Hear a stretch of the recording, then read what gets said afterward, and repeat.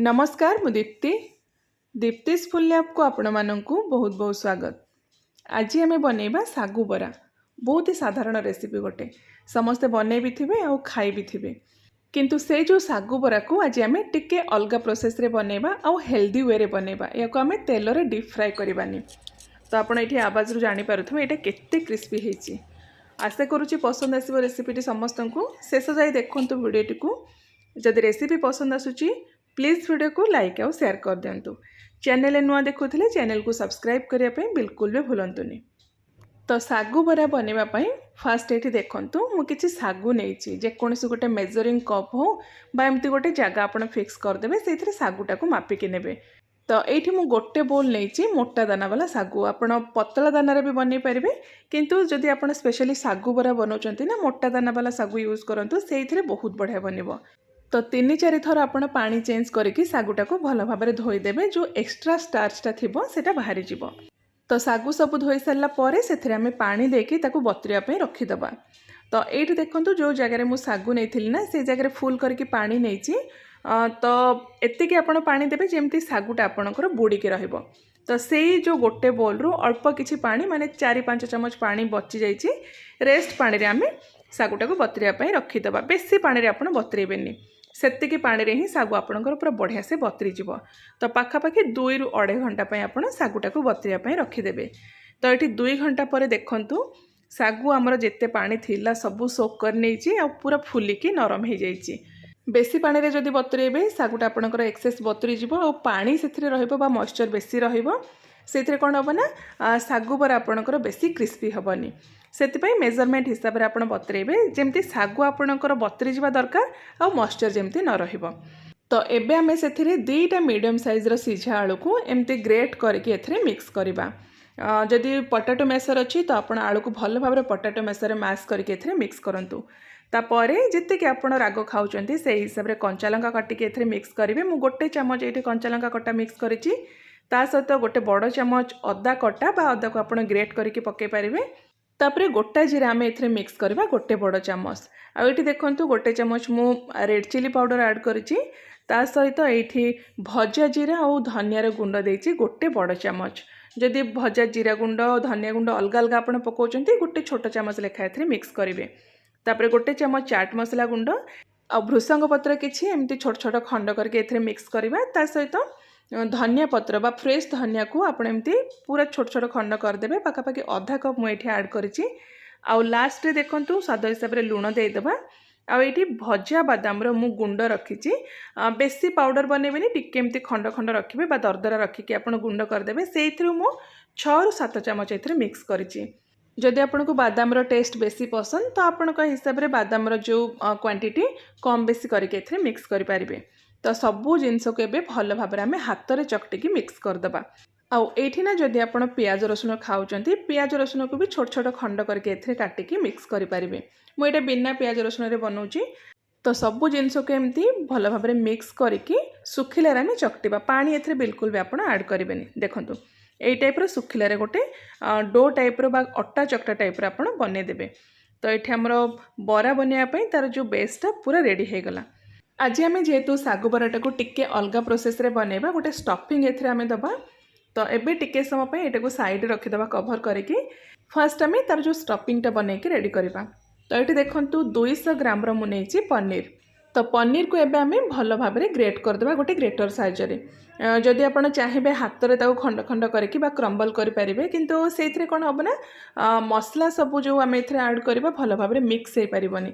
एमती जदि आपण ग्रेट करदेबे सब मसला पूरा बढ़िया से मिक्स हो पारिबो। तो ये देखंतु सब पनीर को मु ग्रेट कर देछि। एमती गोटे जगह को आम सब पनीर को बाहर करदेबा जेमती मिक्स करिया पय हमकु इजी हबो। तो ये पनीर जगह ना आप फ्रेश छेना भी नहीं पारे, किंतु छेना जदि आप नौचंती ताको भल भाव चिपुड़िकी तार जो एक्स्ट्रा मॉइस्चर को बाहर करदेबे तापर आपण यूज करेंगे।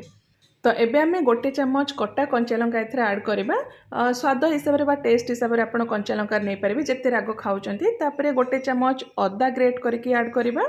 आउ गोटे छोट चमच चाट मसला, आधा छोट चमच गरम मसला गुंड, तापरे स्वाद हिसाब रे लूण मिक्स करबा। आउ पूरा लास्ट रे एथरे अल्प किछि धनिया पत्र देकी सबु जिनस को भल भाव एमती गोले दबा।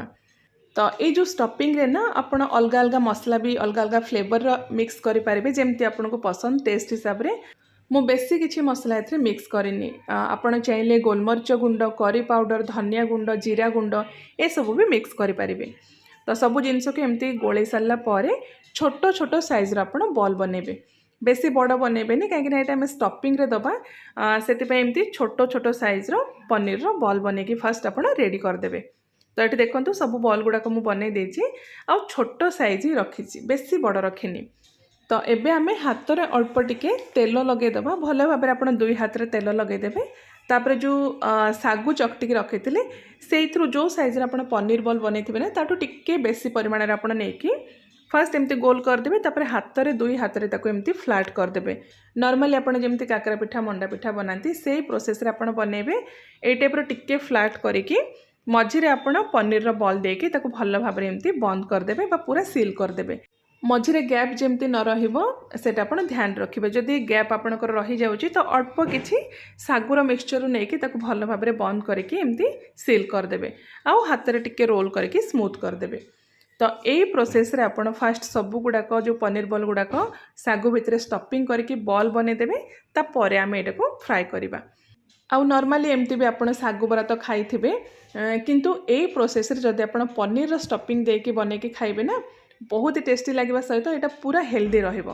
तो ए टाइप रो पनीर रो स्टफिंग गुड़ाक देके सब जो सागुरे एमती बॉल बनेके फास्ट आपन रेडी करदेबे। तो ये देखो सब जो पनीर बॉल गुड़ाक बा जो सागुरे स्टफिंग देके एमती बॉल बनईकी मु रेडी कर देछि। एबे आम एटाको फ्राए करवा। तो जेहेतु आज आम डीप फ्राए करवानी हेल्दी वे रे बनइबा सेतिपई मु एमती गोटे आपे पैन यूज करिछि।